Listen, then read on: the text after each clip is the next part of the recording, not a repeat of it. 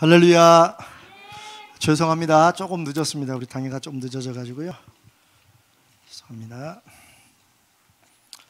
자, 우리 잠깐 기도하고 시작하겠습니다. 사랑과 은혜의 주님, 오늘도 생명의 삶의 주제를 가지고 함께 하나님 말씀을 배우고 나누고 또 실천하고자 하는 시간 주신 것을 감사합니다.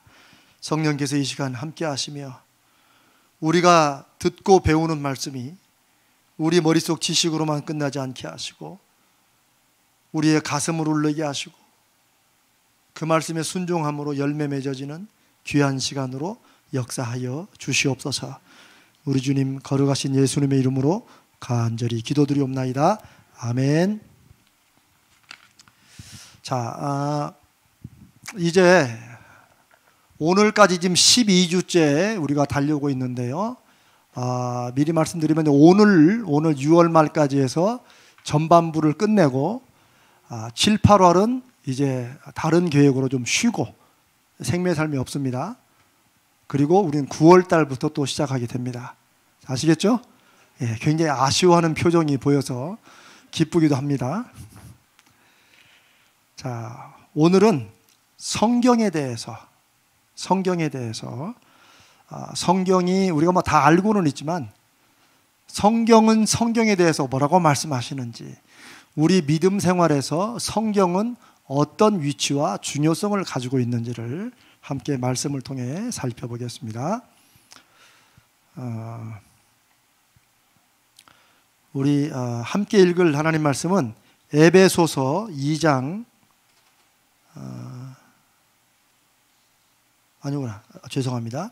베드로후서입니다. 베드로후서 1장 21절입니다. 신약성경 베드로후서 1장 21절.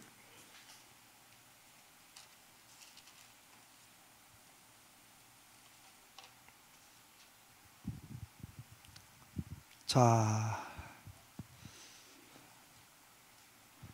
찾으셨으면 우리 함께 읽겠습니다. 베드로후서 1장 21절 시작. 예언은 언제든지 사람의 뜻으로 낸 것이 아니요 오직 성령의 감동하심을 받은 사람들이 하나님께 받아 말한 것임이라. 아멘. 자, 기본적으로 성경은 모두 몇 권이죠? 잘하시는군요. 구약이 39권, 신약이 27권 해서 66권입니다. 오늘 베드로후서 1장 21절에 자, 예언이라고 되어 있죠. 예언은 언제든지 사람의 뜻으로 낸 것이 아니라 했는데, 자, 성경에서 말하는 예언이 우리가 일반적으로 이해하고 있는 예언과는 조금 차이가 있다는 거 여러분이 먼저 아셔야 됩니다. 자, 예언. 여러분, 예언하면 뭐가 생각납니까? 예언하면 뭐가 생각나요? 네? 뭐가 생각나요? 은사의 섬김 또?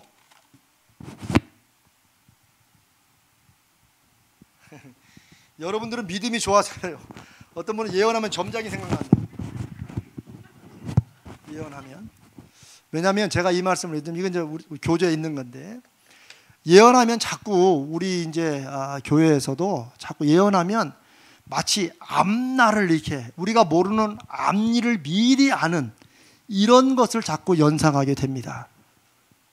그러니까 점쟁이들 이렇게 하는 거죠. 아이고 마가 꼈어 마가 뭐 이렇게 하고, 제가 그런 것도 저도 잘합니다. 이렇게. 그런데 성경에서 말씀하시는 예언, 특별히 성경의 예언이라고 번역된, 우리말로 번역된 단어들은 우리가 일반적으로 이해하는 그런 예언이 아닙니다. 이거는 쉽게 말하면 대언입니다. 대언. 대언은 무슨 뜻이에요? 대신 말하는 거예요. 우리 옛날에 왜 그 상장 같은 거, 가령 뭐 교육감 상이나 혹은 뭐 이렇게 교육부 장관 상 줄 때 그분이 직접 안 오고 이렇게 그 교장님이 줄 때 있잖아요. 그러면 항상 뒤에 뭐라고 읽었어요? 누구누구 대독. 이게 뭐예요? 대신 읽었다는 거예요. 그게 대독이에요, 대독.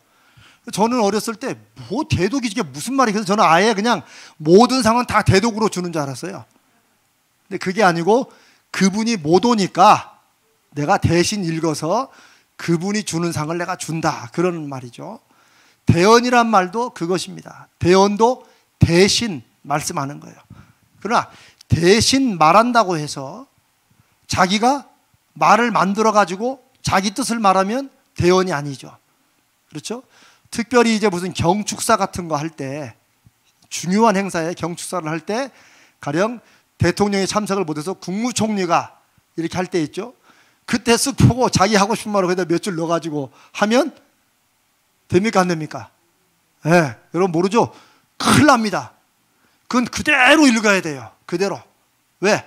이건 대통령이 내 말을 당신이 읽으라고 준 거기 때문에 거기다 자기 토시 하나 붙이면 안 된답니다. 그게 이제 대독한다는 것의 의미예요.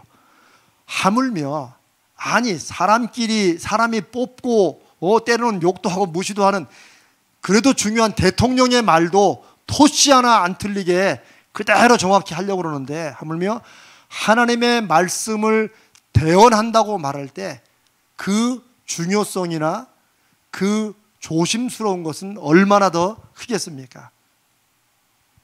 그렇죠? 바로 그겁니다. 그래서 이제 우리는 보통 설교를 또 대언이라고 하지만 그건 또 나중 문제고 여기서는 성경이 뭐라고요? 대언이라는 거예요. 누구의 대언? 하나님의 말씀을 대신 사도나 혹은 선지자들이 하나님의 뜻을 전한 것을 기록으로 해가지고 남겨놓은 게 이게 성경인 거예요. 그러니까 성경은 하나님의 말씀이라고 하는 것이 바로 그거예요. 우리가 하나님의 말씀으로 인정하고 받아들이자 우리끼리 그렇게 해서 되는 게 아닙니다. 하나님께서는 정말 자신이 하나님 당신이 하시고 싶은 말씀이 있으면 꼭 사람을 통해서 말씀하십니다. 왜냐하면 출애굽기에 보면 그 이유가 분명히 나타나요. 하나님께서 한 번은 모세를 통해서 말씀하시지 않고 하나님이 직접 말씀하시려고 하신 때가 있었어요. 그때 이스라엘 백성들이 모세에게 뭐라고 그랬어요? 제발 하나님이 직접 말씀하시지 말고 모세 당신을 통해서 말씀하게 해달라고 요청을 합니다. 그 왜 그러겠어요? 벌써 분위기가 벌써 무섭거든. 심상찮거든. 하나님이 그렇다고 뭐 겁을 주려고 그런 게 아니고 하나님이 어떤 분이신가를 이스라엘 백성이 모르기 때문에 하나님이 나타나셔서 말씀하시는 그 징조만 봐도 사람들이 너무 겁을 먹고 너무 두려워가지고 모세에게 요청을 하죠. 당신을 통해서 하나님의 말씀을 들려주면 좋겠다. 그게 하나님이 말씀하신다는 것에 영적으로 굉장히 중요한 의미가 됩니다. 하나님께서 이렇게 사람들을 통해서 선지자를 통해서 하나님의 말씀을 주시는 것은 하나님이 말씀하실 수가 없어서 그런 게 아니에요. 그게 사실은 우리를 위한 거라는 거예요. 하나님을 본 사람은 다 죽었고 죽는 것으로 이스라엘 사람들은 알고 있었어요.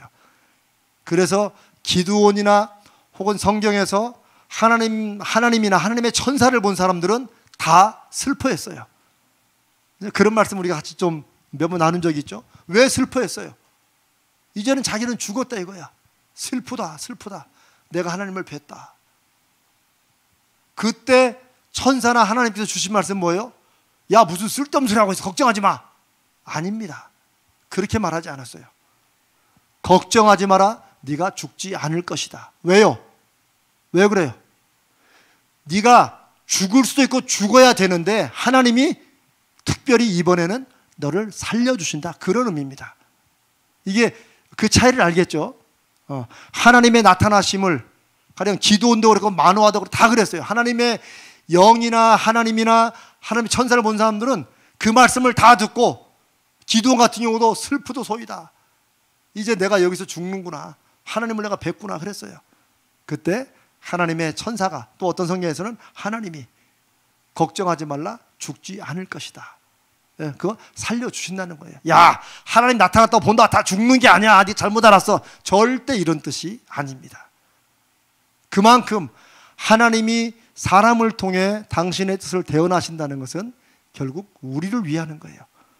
그리고 우리가 하나님의 음성을 직접 듣는다 한들 그거를 감당할 수 있는 수준이 아니라는 것입니다. 그래서 어떤 면에서 보면 하나님의 대변인이라. 근데 요즘에 정치에서 말하는 대변인 정도는 아닙니다. 왜냐하면 그 대변인은 그대로 읽는 게 아니고 그 얘기를 들은 다음에 자기가 나름대로 또 글을 써가지고 하는 거기 때문에 그렇습니다. 그러나 성경은 사실은 그것과는 또 조금 다른 의미가 있습니다. 성경이란 하나님의 예언을 적어놓은 것인데 하나님께서 말씀하시는 것을 선지자들이 받아서 사람들에게 전한 것이다 하는 것입니다. 그래서 성경을 이제 특별히 구약 성경에서 보면 예언서가 있죠. 예언서. 예언서는 어디 있어요? 여러분 예언서 중에 생각나는 거 있으세요? 성경책? 아니, 구약 성경에 예언서 뭐가 있어요? 이사야서 예언서잖아요. 그렇죠? 물론 앞날을 하나님께서 주신 말씀을 미리 보고 한 뜻도 있어요. 그러나 예언서란 말이 프라퍼스이고 그런 말씀을 전한 사람을 프라핏, 예언자라고 하지만 전혀 없는 것을 자기가 이렇게 봐가지고 하는 것이 아니라 누군가 주신 분, 하나님이 계셔서 그 말씀을 듣고 그대로 전달했다는 면에서 대언자, 대변자라고 하는 말이 더 맞다고 말씀을 드렸습니다. 그래서 아까 베드로서 1장 21절에 예언은, 그런 말은 이렇게 해도 대언은 언제든지 사람의 뜻으로 낸 것이 아니요 오직 성령의 감동하심을 받은 사람들이 하나님께 받아 말한 것입니다. 이렇게 이해하면 이제 제가 지금 설명한 게 다 이 안에 들어있죠. 바로 그런 뜻입니다. 이게 예언의 성경적인 정의입니다. 자, 예언에는 이제 성경에 두 가지 어떤 그 요소가 있습니다. 그거는 신적인 하나님이 참여하시고 하나님이 주관하시는 영역이 있고 동시에 또 뭐가 있어요?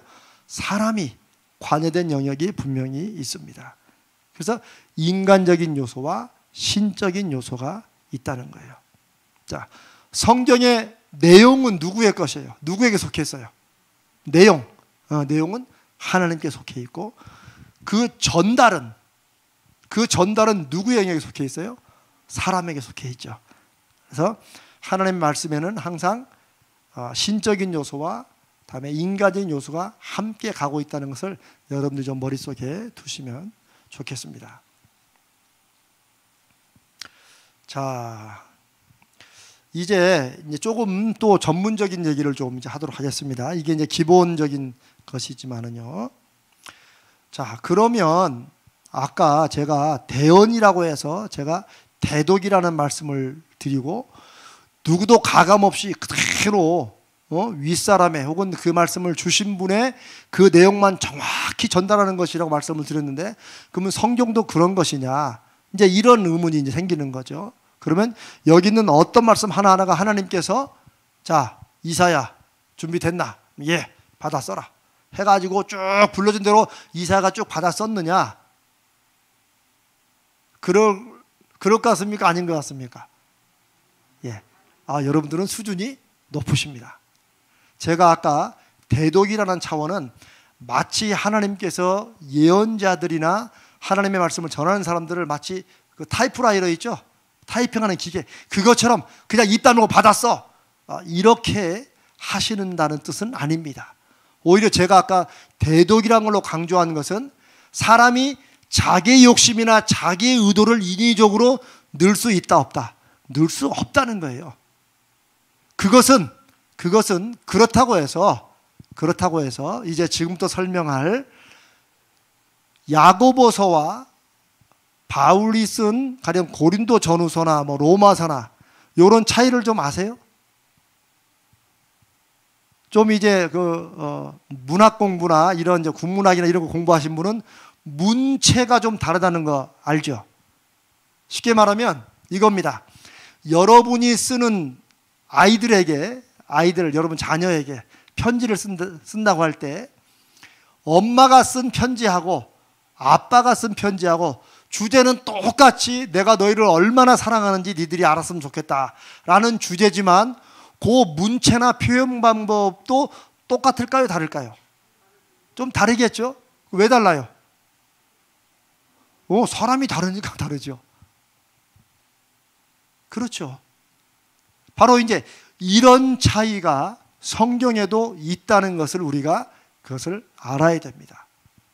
제가 이 말씀을 아까 대독이라는 말씀을 드리면서 이렇게 드리는 이유는 이제 사람이 특별히 예언자들이나 혹은 서신서를 쓰거나 마태마가 누가 요한복음을 기록한 복음서 저자들이나 다 마치 엄마가 자녀에게 쓴 그 표현과 아버지가 아빠가 자녀에 쓴 이것이 약간 표현상은 달라요.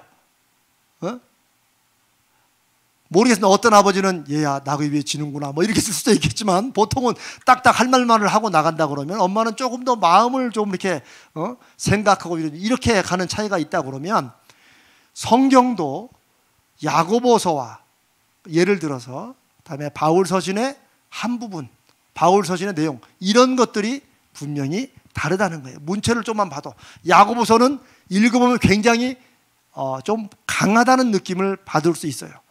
야고보서는 하라 하지 마라가 굉장히 많아요. 표현상 끝이.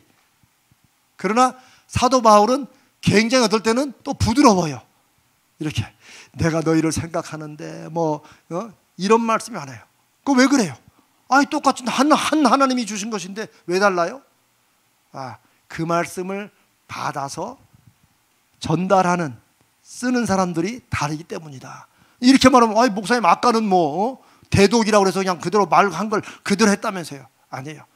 그거는 자기의 인간적인, 제가 말하는 인간적인 것은 자기 욕심이에요. 악한 뜻이에요. 그런 개인적인 이런 것을 거기다 집어넣을 수 없다는 점에서 하나님이 주신 말씀을 그대로 대변하고 대언한다는 뜻이고, 이제 제가 드리는 말씀은 하나님께서 선지자들이나 예언자들이나 사도들을 마치 기계처럼 전혀 생각도 못하고 그냥 불러준 대로 똑똑똑똑 받아 쓰는 이런 식으로 성경이 기록된 게 아니라는 거예요.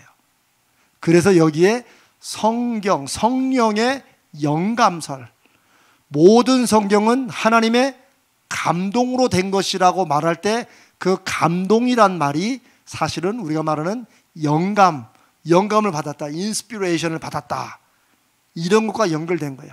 성경 자체가 한편으로는 하나님의 말씀을 그대로 주고 받는 것이라는 것, 이게 하나님께로부터 온 내용이라는 걸 강조하면서 동시에 또 다른 부분에서는 마치 성경을 하나님의 말씀으로 대언한 그 저자들이 전혀 자기의 어떤 특징이나 자기의 어떤 학문적인 배경이나 살아온 출신이나 지금 자기가 이 편지 같은 경우에는 이걸 쓴 그런 대상이나 이런 것과 상관없이 그냥 일방적으로 쓴 게 아니라는 것, 거기에는 아까 인적인 요소가 들어가 있다.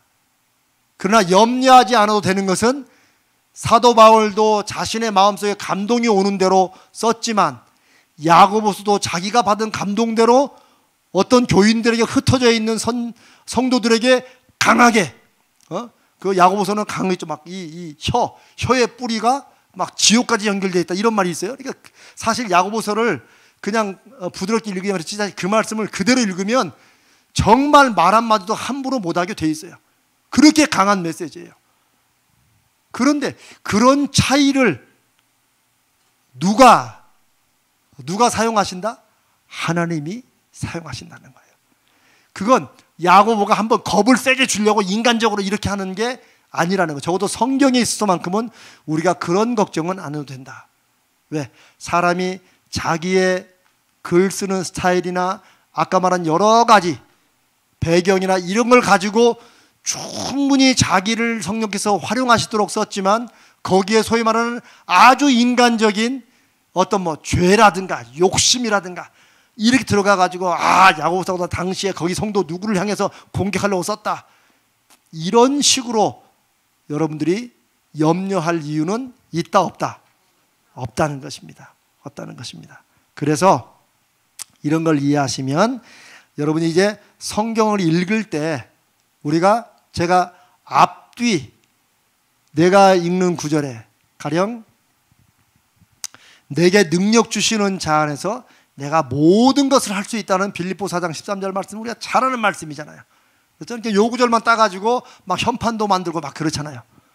내게 능력 주시는 자한테 내가 모든 걸 할 수 있는데 내가 다 할 수 있다. 아자 가자. 우리 이렇게 이해하지만 사실은 그 말씀을 하게 된 것은 그 앞에서 무슨 말을 했는지를 알아야 이 말씀이 훨씬 더 제대로 이해되지 않겠어요?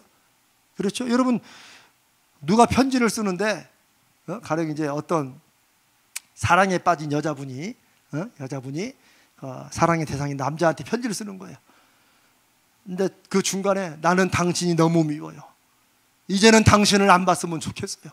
자, 그렇게 썼다고 해봐요. 그러면 여기만 딱 자르면 이거 헤어지자는 편지잖아요.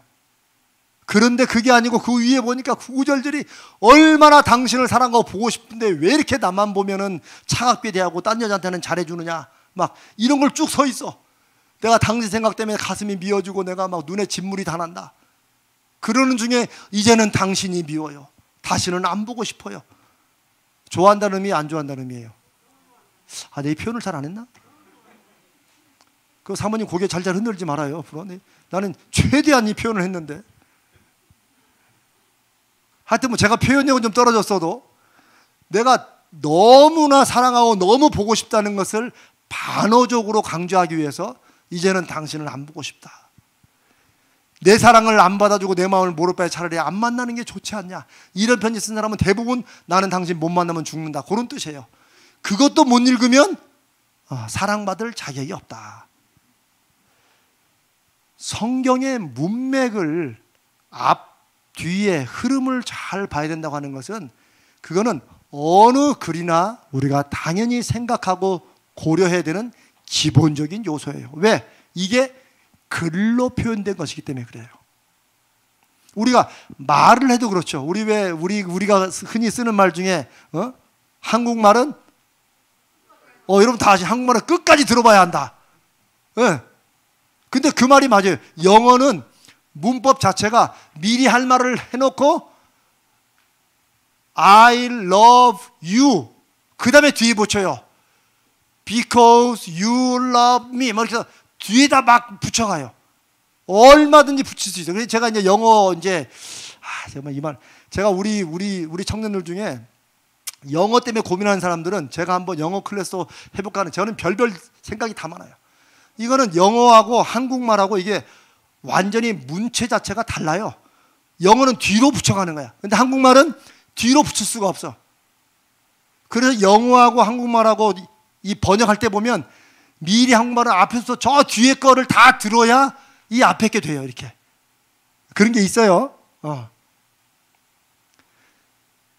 그래서 한국말은 끝까지 들어봐야 안다라고 하는 말이 있을 만큼 이게 내용이 헷갈려.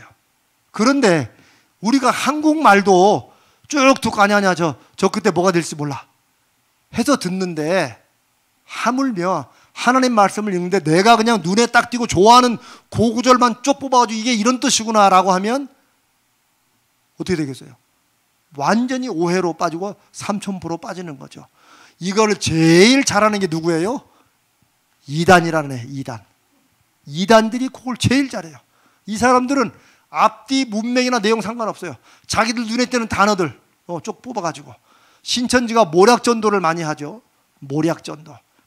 이 모략이라는 말이 사실은 하나님께서 뭔가 그 영어 성경에 단어를 우리말로 모략이라고 썼는데 모략이라는 말만 보면은 속이고 적을 기만하게 이렇게 적이 속도록 빠뜨리는 뭔가 이런 뜻이에요. 그런데 성경에서 원래 말하는 모략은 하나님의 모략의 신이요 이 말이 하나님이 막 속이는 신이라는 뜻이에요? 아니에요. 하나님의 지혜가 너무 깊어가지고 감히 상상을 못한다는 뜻인데 모략이란 단어만 딱 뽑아가지고 전혀 안 맞게 성경에 모략이란 단어 있지 않냐. 그러니까 우리도 전도할 때 모략 전도를 해야 된다. 뭐요? 사기야 사기. 신천지는 얼마나 모략 전도라는 이름으로 사기를 많이 치는 줄 아세요? 그래서 얼마 전에 법정에서도 그 판단이 나왔어요. 그래가지고 모략 전도, 소위 속이는 전도에 의해서 신천지의 가담에다 탈퇴한 사람들에게 이 신천지가 벌금을 물어주라고 판결이 났어요. 그래서 지금 그 신천지에서 나온 사람들의 왜 그 그룹들이 지금 소송을 또 준비하고 또 있고 소송을 진행하고 있고요. 아주 전형적인 예예요. 요한계시록 여기저기서 단어 뽑고 저기서 뽑아가지고 쭉쭉쭉 맞춰가지고 그게 마치 하나님이 하신 말씀인 것처럼, 즉 성경에 그 단어와 그 말이 있다고 해서 그게 하나님이 우리에게 말씀하신 뜻이라고 볼 수 있을까요, 없을까요? 아니죠. 여러분들은 특히나 그걸 잘 생각하셔야 돼요. 특히 요즘같이 영적으로 혼란한 시대에는 성경 구절에 야, 그 몇 장 몇 절 어디 봐봐. 그 구절이 있지. 딱 보면 오, 있네. 하나님 말씀이네. 네. 우리 가자지을교회는 그렇게 이제 안 간다. 물론 옛날부터 안 갔지만 앞으로는 더욱더 그렇게 안 간다. 아멘. 왜요? 아니, 사람 말도 끝까지 들어보고 앞뒤를 다 재고 따지는데 하나님 말씀이라고 해서 그냥 구절 단어만 뽑아줘 지들 멋대로 이용해 먹는 것을 하나님 말씀이라고 해서는 안 된다고 하는 것입니다. 오케이. 자, 그 다음에 이제 제가 신약 성경에 대해서 잠깐만 볼까요?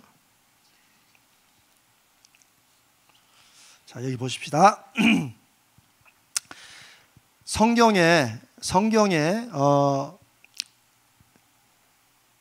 일관성이라는 게 있습니다. 가령 저 창세기부터 구약 끝성경의 말라기까지, 신약 성경의 마태복음부터 요한계시록까지 총 66권의 성경이 이제 하나로 묶여서 우리가 바이블 혹은 뉴 테스트먼트, 올 테스트먼트, 옛 언약, 새 언약 이렇게 쓰기도 하는데, 그래서 저자들이 다 다릅니다. 저자가 다 합치면 한 80명이 넘어요.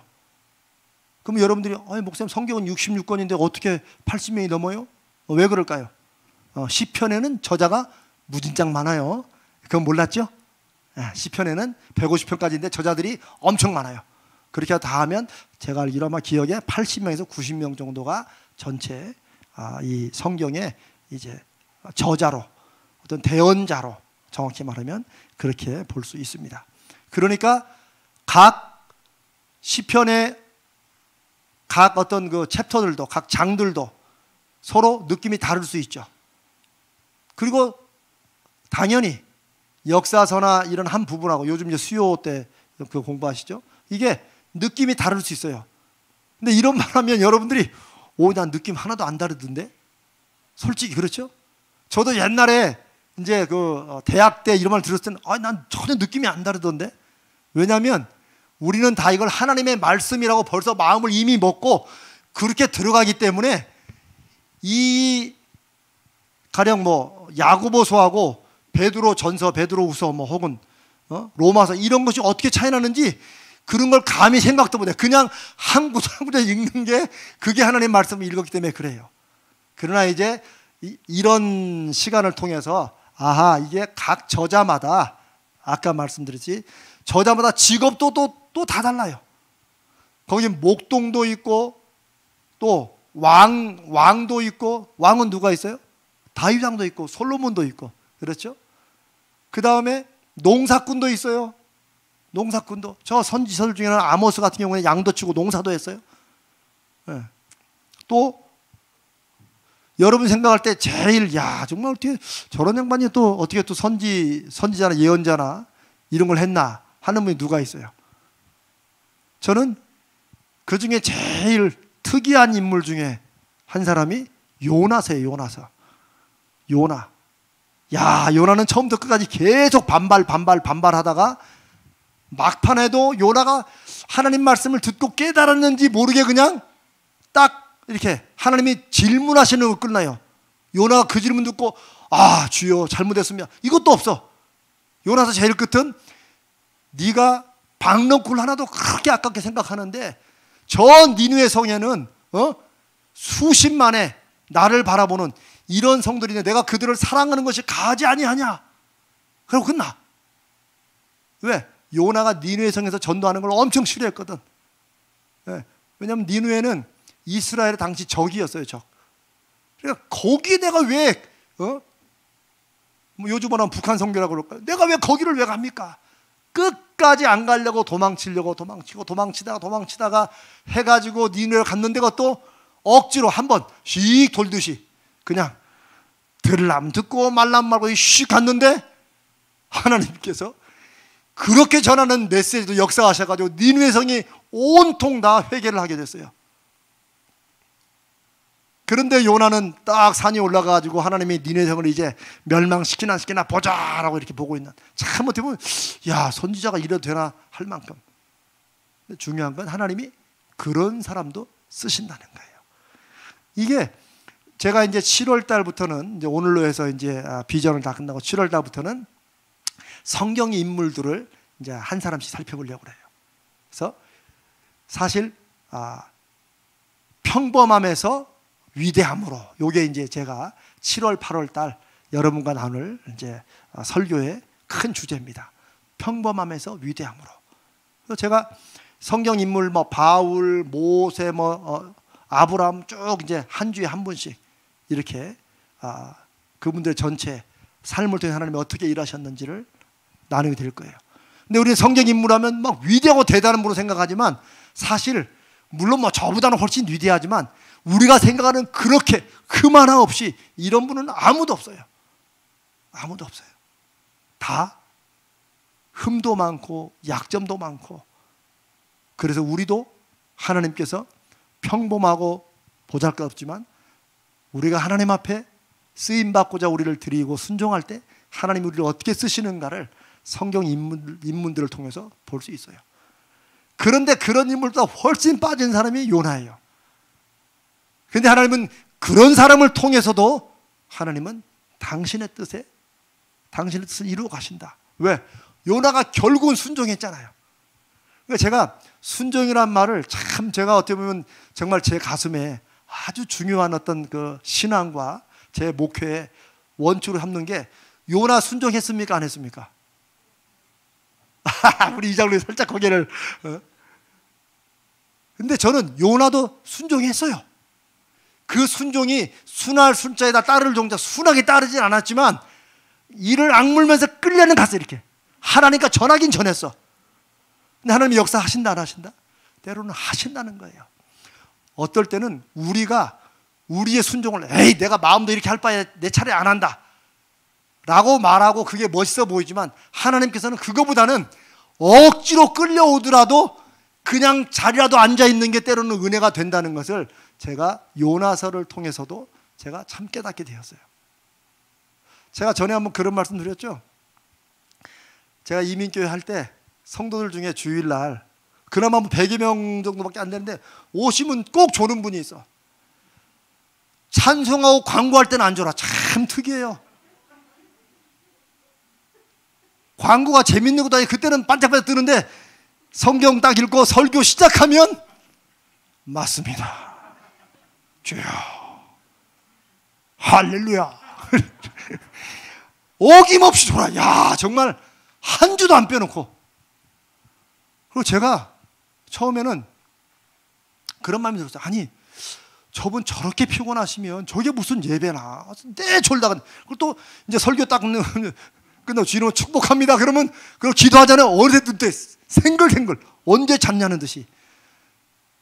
그래서 제가 저렇게 피곤하시면 차라리 한 주 푹 주무시고 다음에 오시지. 제가 그런 마음이 들었다니까요. 제 딴에는 그 성도를 위한다는 마음으로. 그런데 제가 목회를 하면서 이 목회를 한다는 게 다른 게 아니더라고요. 이게 하나님의 마음을 알아가는 게 목회더라고요. 이게 정말 참 여러분은 정말 참 이상한 사람을 담임 목사로 맞은 거예요. 저는 매일매일 이렇게 목회를 해가면서 하나님의 뜻을 이렇게 더 깊이 발견해 가요. 제가 그렇게 보면서 나중에 지금 제가 깨달은 말씀, 야 얼마나 피곤한데 그래서 집에서 안 자고 그래도 교회라도 나오려고 하는 그 마음이 제가 마음속에 느껴지더라고요. 아니 뭐 저분은 자고 싶어서 자겠나? 그냥 제가 오해들아 저분은 나를 시험에 들게 하려고 저렇게 광고 시간에 눈 떠 있다가 설교만 하면 좋는구나, 이런 생각했었는데 아니더라고요. 하여튼 무슨 신비한 역사인지 모르지만 하여튼 설교 때만 되면 주무시지만 그리고 교회는 한 번도 안 빠지신다는 거예요. 근데 어느 날 제가 마음속에 감동이 오더라고요. 이건 내가 볼 게 아니고 하나님이, 나는 졸아도 주일날 성전에서 존다, 하나님이 그 마음을 사랑하실 것 같아요. 왜? 요나같이 처음부터까지 이리 빠지고 저리 빠져 핑계대고 말씀 전하라니까 딴짓하고 막 도망다니고 이러면서 끝까지 우연히 나타난 박넝쿨 하나가 너무 좋아가지고 막 그 박넝쿨이 마치 자기 인생의 보배인 것처럼 사랑하다가 하나님이 벌레 하나 보내가지고 박넝쿨을 똑 자르니까 얼마나 하나님 앞에 막 불평을 하는지 거의 막 욕 수준으로 막 우리 히브리어 저 구약 베제민 교수님 뭐 거의 이거 여러분 보시면 거의 욕 수준입니다. 막 하나님 앞에 그 박넝쿨 하나 가지고 그때 하나님이 그런 거야. 야, 네가 심지도 않고 네가 기르지도 않은 그 박넝쿨 하나를 네가 그렇게 애착을 두고 사랑하면 저 니누에 젖먹는 애부터 노년에 이르기까지 나를 부르짖고 나를 향해서 나가오는 내 백성들이 얼마나 많은데 내가 그들을 사랑하고 신경 쓰는 게 그게 당연하지 않냐. 근데 그 다음에 요나의 대답이 없어. 그러고 끝나. 하나님은 그렇게 살아 쓰신다. 순종은 때로는 내 마음에 딱 준비되고 하는 것도 순종이지만 아유 또 안 가면 안 돼, 목사님 눈두덩이로 찍어야 돼, 이러면 여기 계셔도 저는 할렐루야 감사합니다. 왜? 그건 하나님 앞에 여러분들의 결심이에요. 그래서 제가 그러잖아요. 그쪽으로 한 발짝도 못 나가더라도 하나님 저는 그쪽 방향이라도 잡고 넘어지겠습니다. 그게 이제 제가 깨달은 거예요. 저는 막 시크하게 막 달려가가지고 뭔가를 딱 이루는 게 하나님이 기뻐할 줄 알았는데 아이고 그런 일이 그게 쉬운 게 아니더라고요. 그래도 하나님 앞에 제가 그래서 나침반을 좋아하는 이유가 그거예요. 나침반 방향이라도 잡으려고. 남들 볼 때는 제가 저러다가 평생 흔들리다 말지, 그래도 남들 볼 때는 흔들려도 나침반은 그래도 조금씩 좁아지고 있는 거예요 이게. 그래서 인생의 마지막이라도 딱 뭐 잡으면 됐지 뭐. 하나님은 그런 것을 순종으로 생각하신다. 아멘. 그게 성경을 통해서 우리에게 주시는 은혜고 감동이라는 거예요. 성경을 이해 못하는 사람들은, 성경이 하나님의 말씀이고 거기에 하나님의 뜻이 담겨있다는 걸 모르는 사람들은 야 이런 게 왜 성경에 써있냐 이러면서 빼려고 하는 사람이 많았어요. 심지어 루터같이 위대한 종교개혁자도 야고보서를 가지고 이건 지푸라기 서신이다, 금줄 은줄은 고사하고 이건 지푸라기다, 쓸모없다 라고 생각할 정도였어요. 그러니까 루터같이 위대한 사람도 역시 인간적으로 부족한 건 다 있는 거예요. 그럼에도 불구하고 하나님이 또 쓰시잖아요. 성경에도 사람이 눈으로 볼 때는 마음에 안 드는 것처럼 보이는 구절이 있을 거예요. 그러나 성경을 이해하는 가장 중요한 핵심은 뭐예요? 그 안에 누구의 마음이 담겨 있다? 하나님의 마음이 담겨 있다. 하나님의 마음과 내가 이해하고 경험한 경험과 사건이 틀리면 자, 그럼 어떻게 하겠어요? 누구한테 맞춰야겠어요? 하나님께 맞춰야죠. 이게 저는 성경을 읽는 가장 중요한 원칙이라고 생각합니다. 왜 성경에 이런 말이 있냐라기보다도 내가 그게 나하고 안 맞고 이해가 안 되면 나보다도 훨씬 지혜로우시고 아니 나 같은 것을 위해서 독생자까지 보내주신 그 하나님이 이런 구절을 써놓으셨을 때는 내가 이해 못하는, 내 머리나 내 수준으로 이해 못하는 깊은 뜻이 사랑이 있을 것이다 라고 전제하고 내가 틀렸다고 들어가야 말씀이 이해되는데 끝까지 버티는 거야. 아 이건 아닌 것 같다. 그러면 뭐 차 떼고 버티고 다 떼서 그러면 뭐 자기가 하지 왜 그거를. 아멘. 이게 성경이다. 자 이제 그래서 성경은 각 개인차가 다 있지만 개인차가 있어도 하나님께서 다 성령의 인도하심으로 성령의 영감으로 사용하셨다. 네, 그거예요. 그래서 욥기서 같은 경우도 보면 제가 지금 이제 각 성경마다 차이를 말하는 욥기서도 보면은 욥기서 40장인가 전체 중에 좀 쉽게 말하면 욥하고 총 내 친구들하고 변론한 게 무진장 많아요. 계속. 그래서 욥 기서는 잘못 읽으면 욥이 무진장 잘못했구나 생각하는데 아니요, 욥은 잘못한 거 하나도 없어요. 내 친구들이 자기들이 하나님을 오해하고 잘못 이해해가지고 욥을 공격하는 거예요. 하루아침에 재산 다 날려, 생떼 같은 자식들 다 죽어, 와이프는 자기 저주하고 떠나, 온몸에 막 종격을 가지고 막 기와장으로 득득 긁는 그런 친구한테 평상시에는 그렇게 의롭게 살았던 욥이 순간에 그렇게 다 망한 거예요. 근데 이건 욥기서 앞에 1장에 보면 하나님의, 우리는 좀 제발 안 그랬으면 하는 그런 하나님의 뜻이 있어요 거기에. 근데 여기 아래서는 모르잖아요. 그걸 모르는 친구들이 와가지고 처음에는 욥을 위로한답시고 있다가 나중에는 이제 자기들이 믿는 걸로 얘기하는 거예요. 한마디로 사람이 뭔가 죄를 지었고 하나님 앞에 네가 모르는 잘못이 있으니까 하나님이 이런 벌을 내리시지. 그 사람들의 얘기는 그거예요. 다 이렇게 말 돌리고 저렇게 그게 거의 대부분이야. 그런데도 욥기서는 죄 없이 고난당하는 사람들의 그 답답함과 억울함을, 세상에 아무도, 와이프도 몰라주고 가깝다고 한 친구들도 와서 다 엉뚱한 소리하고, 이런 중에도 욥이 나의 가는 길은 오직 그가 아시나니, 우리 그거 주잖아요. 그가 나를 단련하시는 후에는 내가 정금같이 나오리라. 정말 그 말씀 한 구절이 앞에서 쭉 욥이 아무런 이유 없이 당하는 고난 속에서 욥의 그런 고백을 통할 때 우리가 지금 겪는 이런 어려움과 고난 속에서도 우리의 믿음은 어떤 방향을 잡아야 되는가 하는 것을 보여주는 거예요. 이렇게 읽지 않으면 욥기서는 이상한 성경이 돼요. 각 저자들마다 차이와 다름이 있을지라도 그것은 성령의 영감과 성령이 붙들어 가시고 하나님의 뜻을 온전히 드러나는데 지장이 있다 없다? 지장이 없다. 왜? 하나님의 성령이 주관하니까. 그런 뜻입니다. 디모데후서 3장 16절 봅니다. 디모데후서 3장 16절.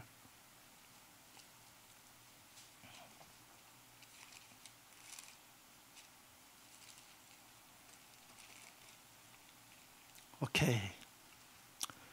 345면에 46면에 있습니다. 디모데후서 3장 16절. 이건 꼭 요한복음 3장 16절 같이 우리가 많이 요절로도 많이 외우죠. 한번 읽습니다.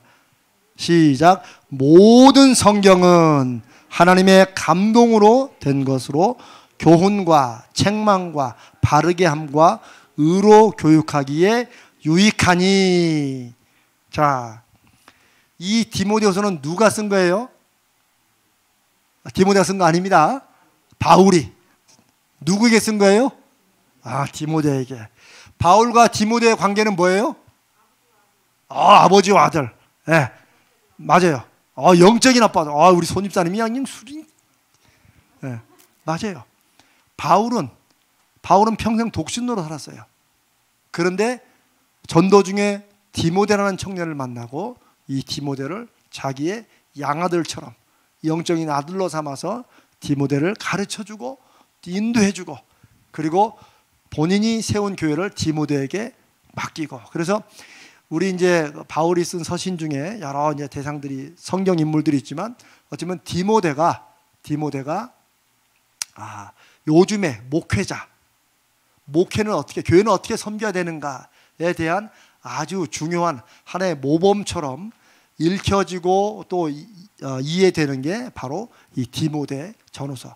바울이 사랑하는 영적인 아들 디모데에게 목회는 이렇게 해야 된다, 교회는 이런 것이어야 된다라고 하는 것을 기록한 책이 바로 디모데 전서 후서입니다. 자, 그런데 여기 보면 디모데후서 3장 16절에 보면 성경의 어떤 부분이 하나님의 감동으로 되어 있다고 그랬어요? 응? 잘 보세요. 성경의 은혜로운 부분이, 성경의 은혜로운 부분은 하나님의 감동으로 된 것으로. 아니죠? 제가 여러분 지금 깜빡깜빡 졸음이 있어서 재밌게 하려고 그런 거예요. 성경의 내 생각과 맞는 부분은 하나님의 감동으로 된 것으로. 맞나요? 아니죠? 성경에 나에게 익숙한 부분은 하나님의 감동으로 된 것으로. 아니죠? 어떤 부분이에요? 모든 부분은. 오히려 성경이 야 정말 내 생각과 똑같다 이런 부분도 있지만 그 부분은 안 읽고 넘어가고 싶은 부분이 있을수록 성령께서 우리에게 주시는 은혜가 더 있다라고 말씀하는 분도 있어요. 왜냐하면 어떤 부분은 나에게 위로를 주고 어떤 말씀은 나를 격려해줘요. 어떤 말씀은 나에게 자극을 하고 마음을 찔러요. 어떤 말씀 내가 전혀 이해가 안 돼요. 어떤 부분은 읽게놓으면 졸리기만 해. 그러나 어떤 부분이든지 내가 그 성경에 대해서 느끼는 느낌이나 이건 상관없이 모든 성경은 하나님의 뭘로 되었다? 감동, 하나님의 영감으로 되었다. 뭐요?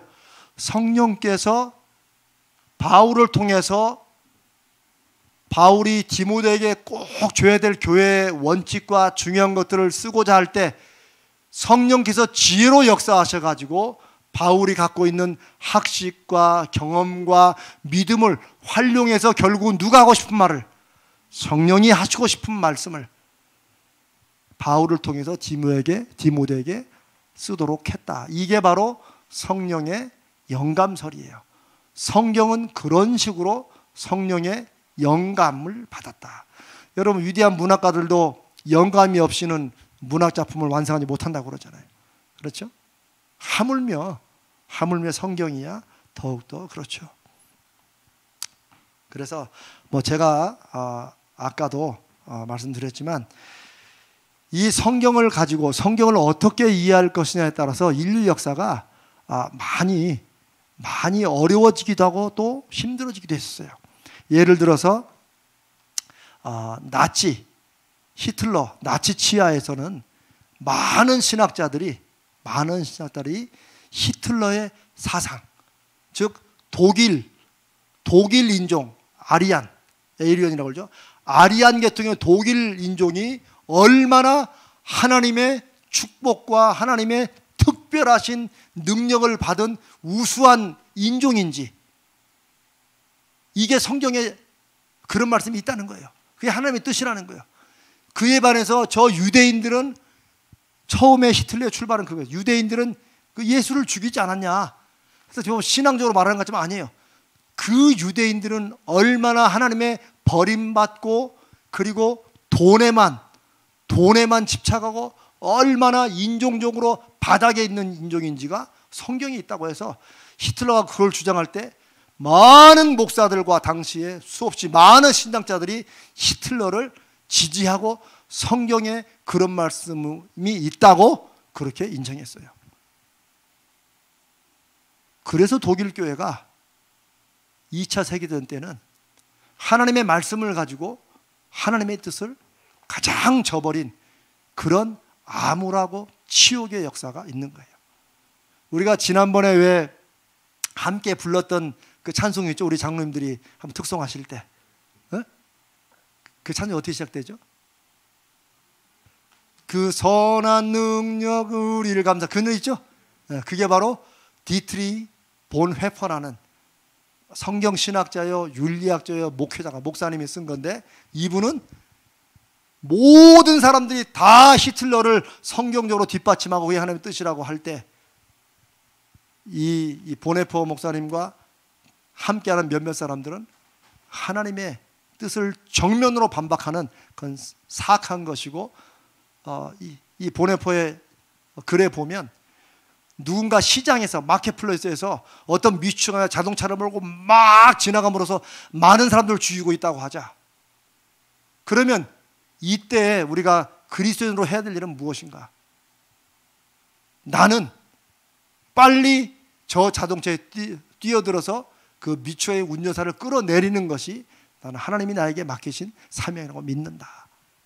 그래서 보네포가 히틀러를 암살하기 위한 그룹에 들어가서 활동을 하다가 잡힙니다. 체포되어서 결국 이제 총살을 당하게 됩니다. 이게 같은 시대를 같은 상황으로 같은 말씀으로 전혀 다르게 볼 수 있다는 것을 우리에게 잘 보여줍니다. 그러니 하나님 말씀은 구절들을 잘 안다고 중요한 게 아니고, 우리가 이 말씀을 읽고 그 말씀을 내가 깨닫고 사는 것도 누구의 의지에서? 지금 말씀하시고 역사하시는 성령의 의지에서 가야 되는 그런 말씀이라는 거예요. 그렇지 않고 이거는 2000년에 기록된 말씀이고 이제 우리가 이 말씀을 그냥 실천하는 거다, 이렇게만 생각하면 얼마든지 해석이 달라질 수 있어요. 그러나 왜 이 해석이 그렇게 완전히 극과 극으로 달라질 수 없냐? 어떨 때? 지금도 살아계시고 역사하셔서 우리에게 말씀하시는 하나님을 인정할 때 그렇게 극과 극으로 정반대로, 하나는 완전히 선이고 하나는 완전히 악으로 이렇게 해석할 수는 없어요. 해석의 차이는 있겠지만 방향이 조금 차이 나지 결국 같은 방향은 동쪽으로 가는 것이지 완전히 뭐 서쪽으로 하건 이렇게 되진 않는다. 어떨 때? 성령님의 역사하심을 믿을 때. 왜요? 성령님은 각 사람의 양심을 통해서 일하시는 분이기 때문입니다. 그래서 때로는 우리가 내 양심을 거스르고 내 양심을 눌러가지고 하나님 말씀을 내 마음에 맞게 막 뒤틀어가지고 이렇게 하더라도 결국 믿음의 공동체가 있다는 건 뭐예요? 목사님, 그 말씀은 그런 뜻이 아닌 것 같습니다 라고 말할 수 있는 교회, 그리고 그런 말씀에 그럼 제가 말씀을 잘못 봤나요? 라고 하나님의 성령 앞에서 자신을 돌아볼 수 있는 교회가, 그게 영적인 공동체고 믿음의 공동체인 거예요. 목사가 엉터리 말을 하고 척헌용돈하는데 다들 그냥 내버려 둬, 목사님이 하는 말인데, 이렇게 가서는 안 되는 거예요. 목사인 저도 하나님의 말씀 앞에 이렇게 우리가 성령의 인도하심과 음성을 들어야 된다고 하면 얼마나 저와 여러분은 더욱더 우리가 완전하게 말씀을 다 지킬 수 있다고 말씀드리는 것은 아닙니다.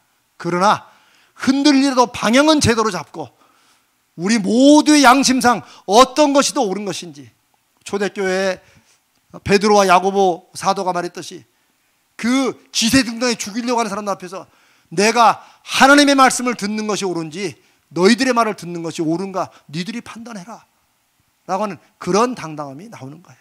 왜? 그들은 한때는 예수님을 버리고 도망쳤던, 목숨 하나 구하자고 했던 그런 연약한 제자들이지만 예수 그리스도의 부활하신 주님을 만난 다음에는 완전히 백발지도 바뀐 거예요. 그리고 지금도 거룩하신 주님이 영으로 함께 하시는 것을 확신했기 때문에 이들은 감히 그 하나님 앞에서 내가 사람의 말을 듣는 것이 옳은지 하나님의 말씀을 듣는 것이 옳은지 그건 니들이 판단해라. 왜? 자기들은 어떻게 한다는 거예요? 자기들은 하나님 말씀을 듣겠다는 거죠. 그 전통, 그 거룩한 영적인 전통이 오늘 이 시대까지 지금 이 순간에도 성경을 통하여 그대로 이루어지는 것을 믿습니다. 아멘. 이게 중요해요. 제가 분명히 말씀드렸습니다. 성경을 가지고 자기 뜻과 자기 주장을 주장하려고 한다면 얼마든지 할 수 있습니다. 얼마든지 성경 구절을 가지고 자기 욕심을 채울 수 있어요. 성도들한테는 세상 것을 버리라고 막 하면서도 자기는 그거 그냥 자식한테 물려주려고 어떻게 해주려고 하는 이런 식의 일들이 얼마든지 가능해요. 저는 누구 특정한 목사들을 공격하고 욕하는 게 아닙니다. 저 자신을 포함해서도 얼마든지 내 생각과 내 고집을 성경으로 그럴싸하게 정당화할 수 있어요.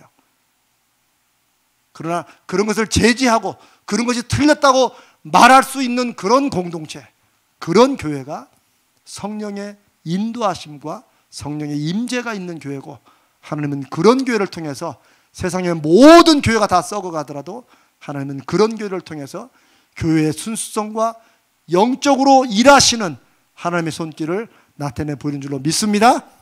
그게 우리 가져질까 되기를 간절히 바랍니다. 그게 디모데후서 3장 16절에 모든 성경은 하나님의 감동으로 된 것으로, 하나님의 감동으로 돼가지고 무엇을 우리에게 알려줘요? 교훈한다. 그렇죠? 교훈한다. 그 다음에 뭐예요? 그 다음에 뭐예요? 책망한다. 또 바르게 한다. 또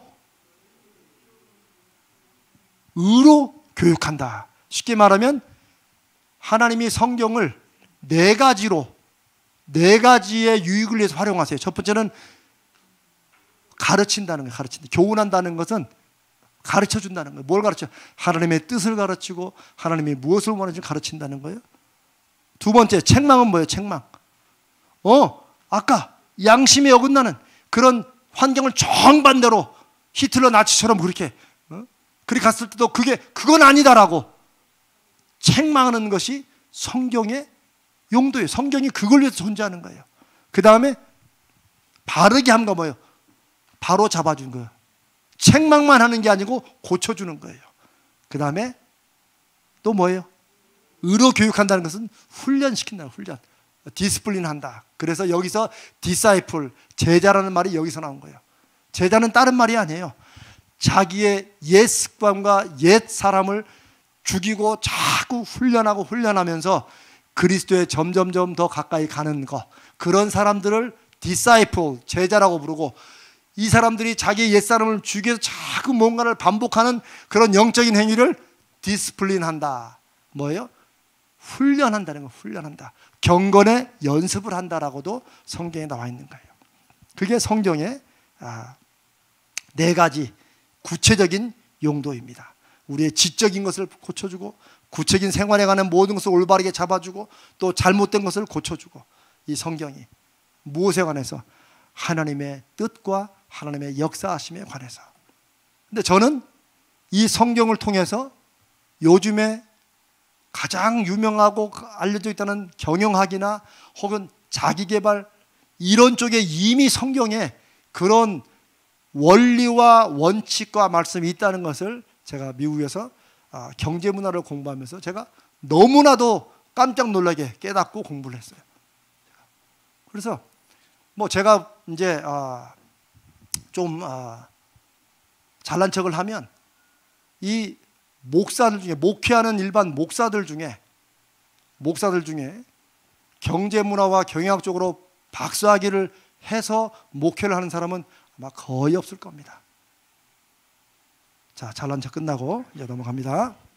그래서 제가 여러분께 은사 중심으로 가야 됩니다 하는 것은 제가 어디서 듣고 배워가지고 하는 게 아니고, 저는 제가 그걸 여러분과 하려고 미리 말씀을 드리는 거예요. 저는 확신합니다. 우리가 다 부자로 살 수는 없을 수 있어요.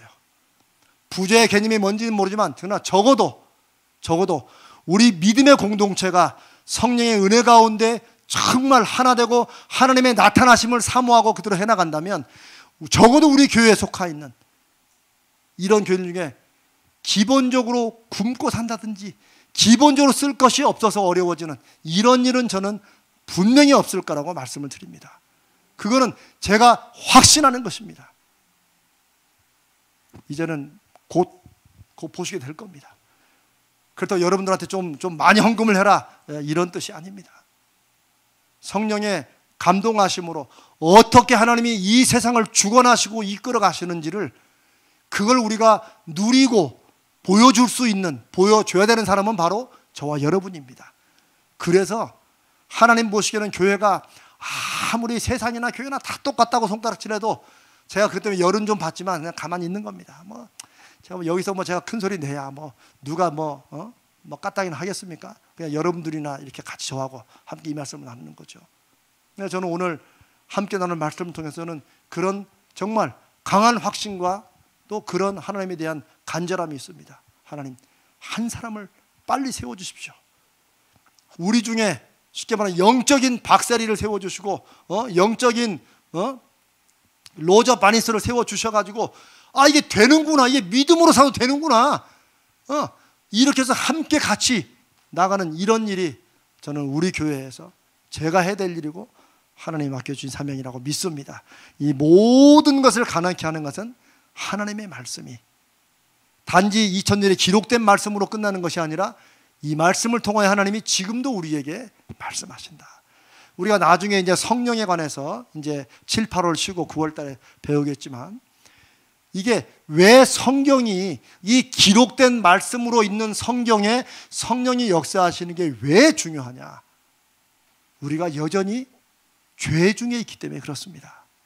무슨 말이냐면, 만약에 분명히 말씀에 기록된, 물론 해석의 차이가 조금씩 있을 수는 있지만 분명한 이 기준이 없이 사람이 역사하시는 성령의 의지에서 우리가 신앙생활을 한다 그러면 난리 날 거예요. 왜요? 나는 그렇게 느꼈다는 거야. 나는 그렇게 받았다는 거야. 근데 이것을 분별할 수 있는 기준이 없어. 이러면 혼란이 되는 거죠. 그래서 우리가 구원받은 죄인이에요, 여전히. 구원은 받았지만 여전히 우리가 죄인이라는 거.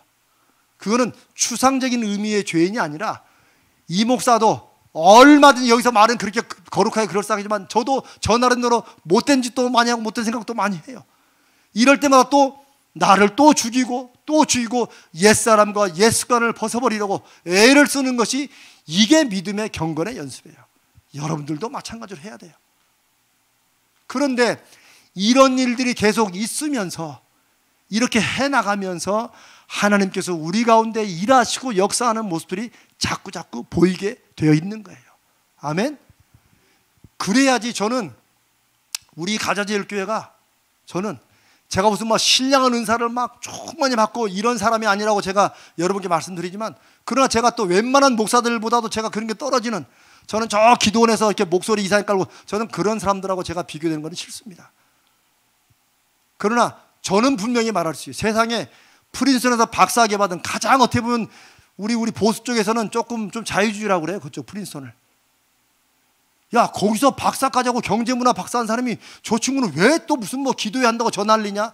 이상하게 보는 사람이 분명히 있을 겁니다. 저는 근데 하나도 부끄럽지가 않아요. 왜? 하나님이 저에게 그런 믿음의 확신을 주시고 성령이 저에게 말씀하시고 이끌어 가시기 때문에. 저는 순복음교회나 뭐 제가 순복음 교단을 말하는 건 아닙니다만은 막 그래서 막 성령 받았다고 막 날뛰는 거 혹 여러분들 야 그게는 막 영적으로 충만해라고 말할지 모르지만 저는 그런 식으로 영적으로 충만하고 싶지 않습니다. 왜냐하면 자칫하면 그건 하나님의 성령을 자신의 도구처럼 쓸 수 있는 아주 교만한 것이 되기 때문에 저는 그러나 말씀에 근거하고 의지해서 우리가 가장 성령으로 충만한 것이 무엇인가를 우리가 마음으로도 우리 몸으로도 저는 경험할 수 있고 또 경험해야 된다고 믿습니다. 물론 우리 교회는 또 스타일들이 다르다는 것도 알아요. 제가 재밌는 얘기 하나 해드릴까요? 제가 미국에서 이제 목회할 때 제가 한국에서는 뺀 부목사만 있어가지고 시킨 대로만 해가지고 이런 거를 할 게 별로 없는데 목회할 때 제가 교회 개척을 하고 한 3개월쯤 됐나? 한 6개월쯤 됐나? 예. 초반에는 제가 성도들이 왜 기도해달라고 그러면 제가 기도도 잘 못했다고 그랬잖아요. 제가. 왜냐면 너무 걱정돼가지고 이 기도했다 안 나서면 어떡하냐. 그것 때문에 못했다고 그랬잖아요.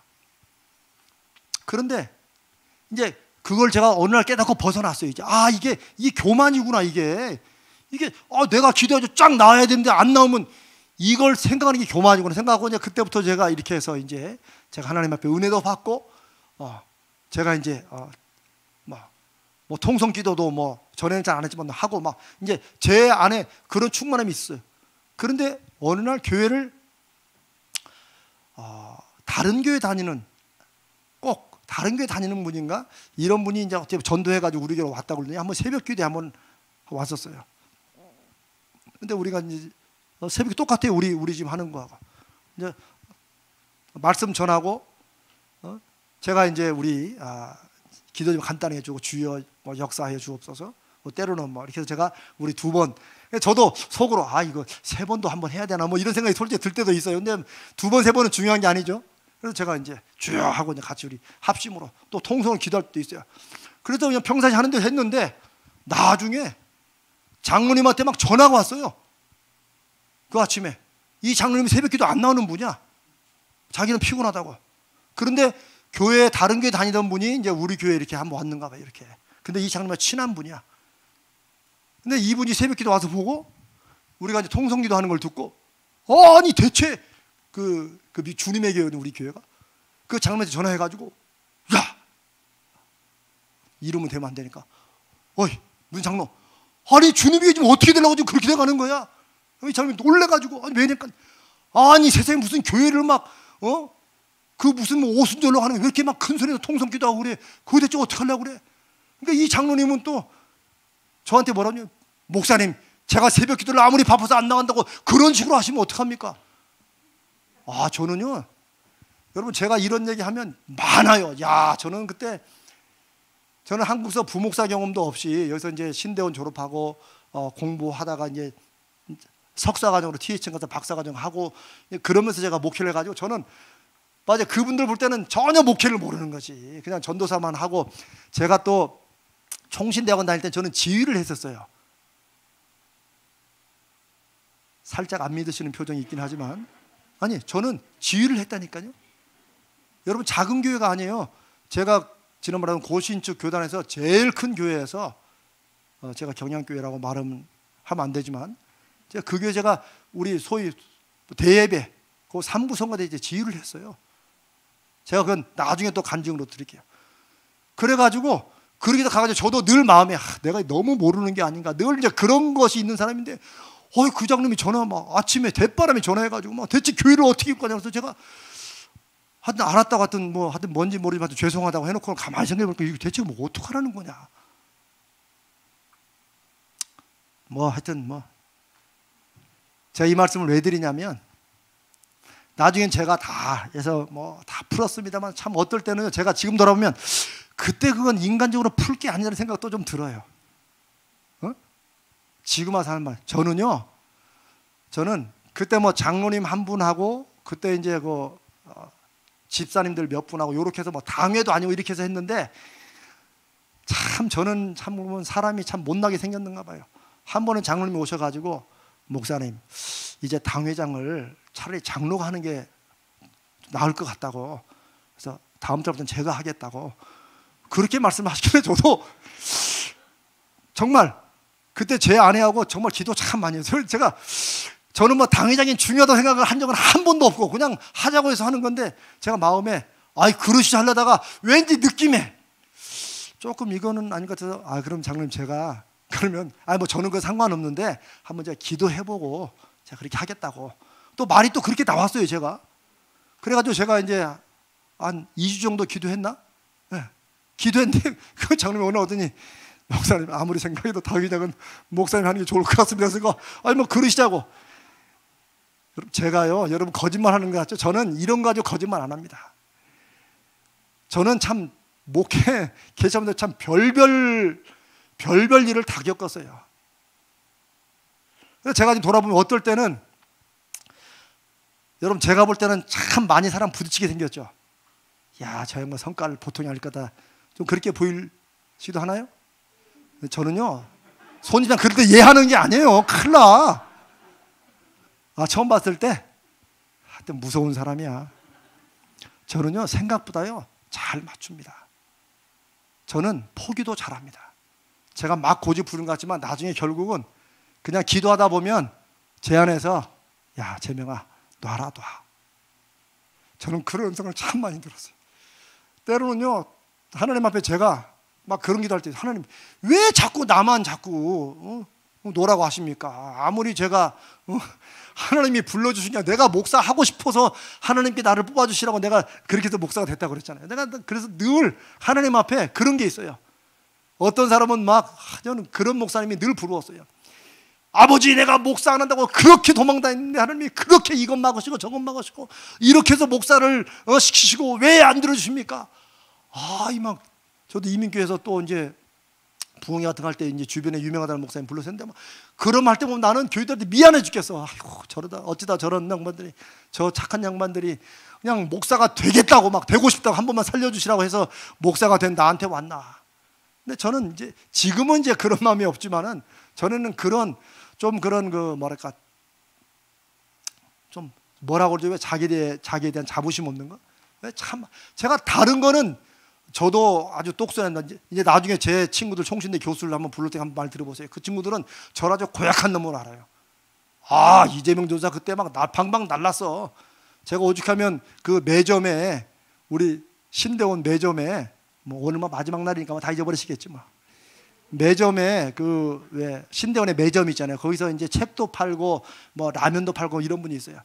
근데 제가 볼 때 너무 양을 조금 주는 거야.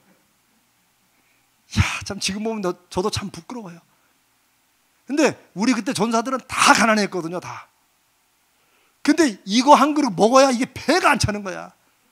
제가 한 번은 다른 친구들과 그 마음을 하고 제가 가가지고, 집사님, 이거 제가 드릴 말씀 아니지만 제가 오랫동안 고민하다가 드리겠습니다. 이거 양이 너무 적습니다. 다른 데보다 더 많이 달라는 건 아니지만 최소한 이거 먹어서 한 끼는 넘어가야 되지 않습니까? 제가 그렇게 해가지고 그 일화는 아주 유명합니다. 안 좋은 일화로. 왜냐하면 그분이 저만 보면 어떤 전사님은 밥 좀 더 달라고 하는 소리를 그렇게 거룩한 척 얘기했다고. 야는 참. 근데 제가 목회를 하면서 미국에 와서 저도 인간적으로 잘난 척할 때 합니다. 감히 제 앞에서 누가 함부로 말 못합니다. 왜냐하면 저도 학벌이 아니고 제가 프린스에서 그렇게 어렵게 공부하면서도 웬만큼 남들이 알 만큼보다 훨씬 더 알고 있지만은 제가 그때 그랬잖아요. 지난번에 막 코로나 막 터지고 막 날 때 교회가 왜 꼭 교회로 모여야 되느냐 이런 헛소리들 그냥 신문에 내놓고 할 때 제가 글을 한번 쓸까 하다가 에휴 그것도 옛사람이 또 살아나는 것 같아가지고 제가 다 누르고 했습니다마는 제가 이 목회를 하면서 제가 하나님의 마음을 더 알겠더라고요. 제가 아까 웃으면서 말했지만 그 성도가 미국에서 월요일부터 토요일까지 일주일 내내 쉼없이 얼마나 고단하게 일을 했으면 그래도 그 고단한 몸에 하루도 빠지지. 그 교회 나와서 좋은 모습 보고 제가 처음에는 저 양반 왜 이러나 했다가 제가 목회를 해가면서 하나님의 말씀을 듣고 기도하는 중에 야 정말 저런 사람들이 하나님이 귀하게 보는 사람이다. 저는 이제 뭐 다른 사람 이런 거 보면서 뭐 다르게 이해할 수 있겠죠. 그러나 저는 목회하면서 제가 점점 더 사람이 돼가는 것 같아요. 목회하면서 하나님의 마음을 알게 되고 자식을 키우면서 내가 이렇게 일방적으로 부어도 이놈이 그렇게 나한테 별로 안 주는 걸 보면서 오히려 하나님을 바라보게 되는 이런 경우가 많습니다. 저는 제 설교는 거의 다 간증이라고 하는 말은 저는 하나님 앞에 틀림없는 말입니다. 저는 잘된 것을 간증할 건 별로 없는 것 같아요. 그러나 잘못되고 부족하고 시행착오가 있을지라도 저는 하나님께서 살아 역사하시는 증거, 저는 그거 하나 붙들고 여기까지 왔고 앞으로도 여러분과 함께 그렇게 갈 것입니다. 저는 제가 성령의 역사하심을 이 성경 말씀의 근거에서 제가 확신합니다. 저는 여러분들이 제가 지난번 기중회 때 말씀드린 여러분 이 안에 성령님의 충만하신 은사가 저는 넘치길 바랍니다. 제가 그랬죠. 여러분이 다 부자가 될 수는 없지만 이 중에 몇몇 사람들은 그런 은사를 받은 분들이 있어요. 사업이라든가 돈 버는데 은사 받은 사람들이 있어요. 여러분 기도 또 알잖아요. 안 믿는 사람 중에 누구는 돈 버는 자리 그 사람은 뭐 빌딩만 아파트만 사면 올라가대. 그거요. 감으로 다 아는 게 있는 거예요. 하물며 우리 믿는 사람들 중에도 누구나 다 그렇게 거기에 다 뛰어들 거 아니에요. 그거는 정말 하나님이 주시는 어떤 은사가 있어요. 그러나 우리가 다 부자로 되는 게 우리 인생의 목적이 아니라고 인정하면 우리가 어떤 부분에서 어떻게 살아든 간에 우리가 분명하게 확신할 수 있는 것은 하나님이 내 삶의 역사하심으로 우리는 다른 누구보다도 행복할 수 있고 그래도 참 내 인생은 참 잘 살았다. 감사하다. 이런 고백은 하나님이 다 하시게 할 줄로 믿습니다. 그래서 제가 은사 중심으로 가자는 거예요. 여러분이 하고 싶은 거, 여러분이 잘하는 거, 그걸 통해 성령님이 나타나시는 그게 뭔지를 제가 이제 그동안 공부했던 것과 그동안 시행착오했던 것과 함께 여러분과 함께 나누며 가는 거예요. 그러면서 이 모든 것이 성령 안에 진행될 수 있기 위해서는 우리가 성령의 충만함으로 이 소위 말하는 은사의 또 특별한 부분, 우리에게 원래 없었던 것인데 성령이 역사하심으로 주는 것. 방언은 아무것도 아니에요. 방언, 뭐 통역, 예언, 신유, 저는 이런 은사가 우리 교회에 나타나기를 바랍니다. 왜냐하면 한국 교회는 그런 거 나타나는 교회는 조금 위험할 수 있고 이런 교회들로 많이 이렇게 인식되잖아요. 소위 신유 신유로 뭐 병 고치는 걸로 이렇게 목회하고. 근데 저는 가장 일반적인 교회, 그 교회 뭐 아닌데 뭐 특별한 거 없는데, 성령님이 역사하신다고 막 요란스러운 그런 교회가 아니고 가장 말씀에 충실하면서도 그 안에 성령님의 역사와 은사가 가장 깊이 나타나는 교회. 이상적일 수 있지만 저는 그런 교회가 우리 가저교회가 되기를 바랍니다. 그래서 제가 금요일 날 나오시라는 거예요. 같이 기도하고 성령이 역사하시는 것을 같이 구하고, 그러면서 우리가 정말 신령한 은사도 좀 받자는 거예요. 그리고 그런 것이 좀 본인에게 잘 이게 안 맞는 분도 있을 거예요. 그러면 그것을 불평불만으로 뭐 표현하신 분은 없지만 그렇게 하시지 마시고, 아, 나와 스타일이 다르구나 그러면 조용히 앉아서 기도하시면 돼요. 왜? 성령은 각 사람의 형편에 맞게 역사하시는 분이기 때문에 그래요. 그래서 제가 때로는 같이 합심으로 기도했다가 또 때로는 조용히 하자고 하는 것도 나름대로 다 또 거기 맞추려고 애를 쓰는 것도 있어요. 저는 뭐 이렇게 막 확 휘잡아가고 그러지는 않습니다. 오히려 우리를 확 휘잡아 가실 분은 오직 한 분, 성령님이십니다. 아멘. 그분을 향한 마음을 고추 세우시고, 정말 이 중에 사업하시는 분도 있으시고, 또 직장 나시는 분도 있고, 또 자녀들을 위해서 애태우시는 기도가 있고, 남편을 위한 기도하는 분, 다양하게 기도 제목이 있지만 분명한 것은 성령님이 역사하시는, 우리가 지금까지는 이제 자녀들의 어떤 앞길을 열어주는 거라든가 임신하는 거나 결혼하는 거나 이런 거는 다 기도적으로 삼았지만, 정말 이 사업이 하나님 정말 잘 돼야 됩니다. 이런 것을 성령의 역사하심으로 이루어진다고는 별로 생각 안 했을 거예요. 우리 교회는 그렇게 갈 겁니다. 그렇게 가야 됩니다. 직장에서도 요셉처럼 하나님의 함께 하심이 형통함으로 나타나는 것을 사장들이 봐야 돼요. 저는 제가 알고 있는 아주 어떤 유명한 분이 그런 것을 간증하는 거 들었어요. 저 사랑의 교회 그 삼성전자 사장했던 분이 아주 신실한 분인데, 그분이 그런 간증을 저한테 하더라고요. 그래서 우리가 함께 멘토링도 하고 뭐 가깝게 있습니다. 제가 이제 그런 거예요. 제가 이제 우리 교회로 있다 오고 보니까 왜 그런 양반들은 거기만 있냐는 거야. 제가 이제 여러분, 그런 건 거룩한 시기인가? 거룩한 질투 좀 나타내죠. 하나님 왜 여기는 그런 분이 없습니까? 사람들이 아니 그런 작은 교회에 그런 분이 있어? 라고 말할 때 하나님의 일하시는 능력이 저는 나타난다고 믿습니다. 몇만 명 모이는 큰 게 그런 거 나타나면 아이고 그 교회는 뭐 당연히 하겠지. 그러나 우리 교회에서 그런 일들이 일어날 때 하나님께서 어떻게 주관하시고 이끄시는지를 저는 보여주신다고 믿습니다. 제가 오늘 이 디모데후서 3장 10절을 읽으면서 모든 성경은 하나님의 감동으로 된 것으로 교훈, 즉 가르치고, 때로는 책망하시고, 우리를 바르게 잡아주시고, 그 다음에 우리를 훈련시키는 이런 것에 분명한 탄탄한 기준이 됩니다. 그래서 이 말씀을 붙들고, 이 말씀을 위해서 지금 이 말씀을 통해서 역사하시는 성령님, 그리고 다른 어떤 교회보다도 더 강력한 성령의 은사를 사모하되 우리의 기준은 어디에 있다고요? 성경 말씀에 있습니다. 저는 성경 말씀에 기록된 모든 사건들과 은혜는 하나님 우리 교회가 할 수만 있으면 다 체험하게 해주십시오. 그 하나님의 역사하심을 다 보게 해주십시오. 저는 여기 계신 여러분들이 그런 하나님의 역사하심에 기대함으로 좀 가슴이 좀 이렇게 두근두근 하시길 바라요. 하나님이 그런 심령 속에 역사하심을 믿습니다. 아멘. 자, 이제 3분. 이제 구약 신약 여러분 뭐 다 구분되는 거 아시죠?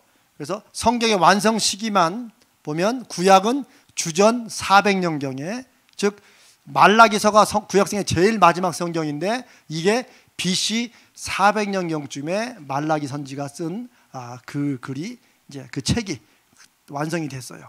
물론 나중에 우리가 지금 보는 66권 성경으로 묶여지는 건 나중에 주후, 제가 지금 정확한 연대는 기억 못하는데 주후 300년, 400년에 니케아인가 뭐 거기 공의에서 결정이 된 거예요.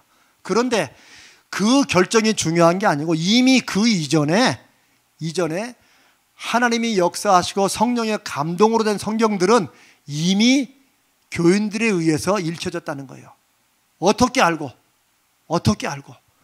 성령이 영감으로 역사하시는 것이 증거로 나타난 거예요. 이게 중요한 겁니다.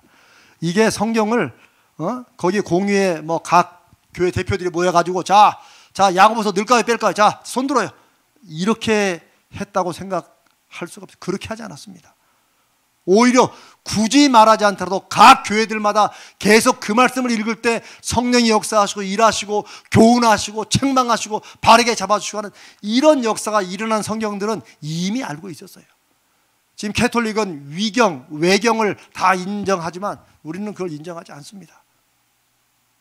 우리는 오직 66권 이걸 캐논이라고 하죠. 정경. 여길 통해서 하나님의 역사하심과 교회를 통한 말씀과 인도하심이 이미 증거되어 있는 것을 확인하고 그런 성경만 우리가 성경으로 받아들입니다. 그리고 신약 성경은 주후 90년경, 제일 마지막에 쓰여진 책은 요한계시록. 그때 이미 사도 요한이 살아있을 때 마지막으로 반모섬에서 하나님의 계시를 받고 장차 이루어질 일에 대해서. 그런데 여러분이 이제 조금 바로 아셔야 될 것은 요한계시록은 장차 이루어질 일에 대한 우리가 잘 이해 못하는 어려운 말들을 하는 그러기 위해서 쓰신 게 아니에요. 사도 요한이 있을 때 그 당시에 주 80년 90년경에 이미 소위 종말론이 전체 이 기독교회와 당시 이 헬라 세계를 휩쓸고 있었어요. 우리도 왜 그럴 때 있었잖아요. 우리도 언제죠? 1990 몇 년이죠? 92년인가 왜 다미 선교회 다가올 미래를 대비하라 그 사기꾼들 거기. 네. 그때 막 완전히 한 몇 년도 종말이 막 쫙 있었죠. 일단 끝났잖아요. 그런데 이 당시에도 사도 요한이 이 반모에서 계시 말씀을 받기 그 직전에 종말 이게 세상이 끝난다는 이것이 막 엄청 많아가지고 성도들이 굉장히 흔들릴 때였어요. 굉장히 흔들릴 때였어요. 자, 이들이 믿는 이 예수 그리스도 이 믿음이 정말 이 종말에서 우리를 구해낼 것인가? 다른 막 이단 종파에서 막 그러고 다른 종교가 그러니까 그때 하나님의 성령께서 사도 요한을 통해서 반모섬에 유배되어 있는 귀양가 있는 사도 요한 노사도에게 나타나셔서 앞으로 일어날 일을 계시하시는데 핵심은 앞으로 일어날 어려운 일들이 아니고 이런 일을 말씀하시면서 핵심 뭐예요? 교회들이여 안심하라. 예수 그리스도를 구주로 믿는 사람들이여 교회 안에서 든든하라. 그리고 몇몇 교회들을 대표로 우리가 요한계시록 3장에 나오잖아요. 질책하시면서 회개하라. 빨리 회개하라. 그러니까 종말이 다가와더라도 우리가 이러다가 될 것인가 구원을 이걸 염려할 게 아니고 우리 말씀 가운데 나에게 내가 부족하고 연약한 거 회개할 거 이거 돌이키고 그 말씀 붙들고 나가면 교회여 안심하라. 어떤 종말이 오더라도 새하늘과 새 땅을 새하늘과 새 땅의 주인 되시는 분 누구라고요? 예수 그리스도시다. 이게 요한계시록의 핵심이에요. 근데 이제 이걸 모르니까 계시록에 막 7뿔 달린 짐승이 나오고 막 음료가 나오고 이러니까 거기만 빠지니까 전혀 무슨 말인지 모르고 그냥 누가 말하면 그냥 계시록에서 뭐 했다고 그러면 쏙쏙쏙 빠져들이죠. 그렇지 않습니다. 디모데후서 3장 16절 모든 성경은 하나님의 감동과 영감으로 된 것으로 교훈과 책망과 바르게 함과 의료 교육하기에 충분하다. 이 말씀을 붙드는 사람은 말씀을 통해 역사하신 성령을 통해 절대로 하나님의 손에서 벗어나지도 않고 누구도 빼앗을 자가 없다. 그래서 제가 여러분 자녀들이 어렸을 때 교회 다녔다가 지금 안 나온다고 해도 너무 걱정하지 마시고 걱정된 나머지 자꾸 전화해 교회라고 하지 마시고 그냥 조용하게 제가 그러잖아요. 그냥 차라리 감기약을 차라리 보내줘라 이렇게. 그리고 기도하고. 왜냐하면 인간적으로 자식들 이미 다 큰 장성한 자녀들인데 인간적으로 신앙 문제 때문에 갈등을 일으켜야 점점점 멀어지지 가까이 다가오지 않습니다. 그건 하나의 지혜의 문제인 것 같아요. 지혜롭게 그냥 두고 오히려 인간적으로 조금씩도 가까워지도록 어떻게 지냈냐라고 그냥 편안하게 아유 우리 어머니가 오늘은 왜 교회 가란 말 좀 안 하시지? 그런 의문이 들 때 가만히 두고 그러나 우리는 주님 앞에 기도하는 것만큼은 더 간절하게 하나님 우리 아이가 우리 아들이 우리 딸이 인생의 어려운 시련 맞고 돌아오지 않게 은혜의 기회로 돌아올 수 있도록 역사해 주시옵소서. 그게 하나님이 붙잡으시는 능력의 손길을 믿는 사람들이 하는 기도입니다. 아멘. 자, 오늘 여기까지. 성경 두 구절 봤지만 아주 중요한 핵심 두 구절을 봤습니다. 오케이. 질문 있으세요? 없죠? 자, 그러면 이제 다음 주 7월 5일, 7월 12일은 7월 5일, 12일은 구은영 목사님이 특강을 준비해서 인도하실 겁니다. 장소가 아마 교회가 될지 우리 교사들하고 장로님들하고 그 세미나 하는 게 제가 이제 숫자를 봐가지고 요기를 하든지 조기를 하든지 할 테니까 그렇게 하시고, 우리는 생명의 삶은 7월, 8월은 이제 좀 쉬시고 한 번에 왕창 넣어야 또 안 되고 좀 쉬고 9월 달부터 하도록 하고, 여름에 오후 예배 때 뭘 할 것인가 하는 것은 또 조금 더 구상해서 준비해서 하도록 하겠습니다. 여러분, 코로나19도 있고, 근데 지난 4개월 동안 솔직히 제가 하나님 앞에 기도하고 준비했던 것은 다 어그러졌어요.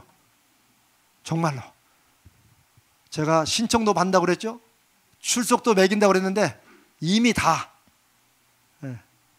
제가 또 그런 것도 잘 포기하거든요. 아유, 하나님 뜻대로 안 되는 거면 제가 억지로 워낙 저는 그런 걸 많이 겪어가지고 괜찮습니다. 이제 우리 와이프가 괴롭죠, 제가. 그냥 그 스트레스를 다 와이프한테 푸니까 가가지고. 그래서 그래도 지난 코로나 이렇게 어려운 중에도 참여해서 들으시고 또 우리 방송으로 인터넷 들으신 분들 잘하셨습니다.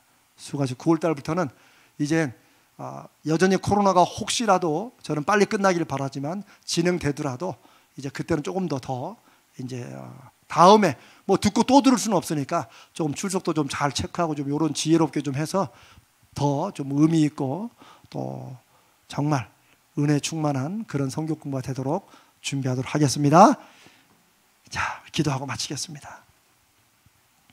하나님 아버지, 오늘은 성경 말씀 두 곳을 통해서 성경이 우리에게 무엇이고 우리의 신앙생활에 왜 성경과 성경을 통해 말씀하시는 성령의 역사하심이 우리 믿음의 핵심인지, 왜 중요한 반석이 있는지를 함께 말씀을 나누었습니다.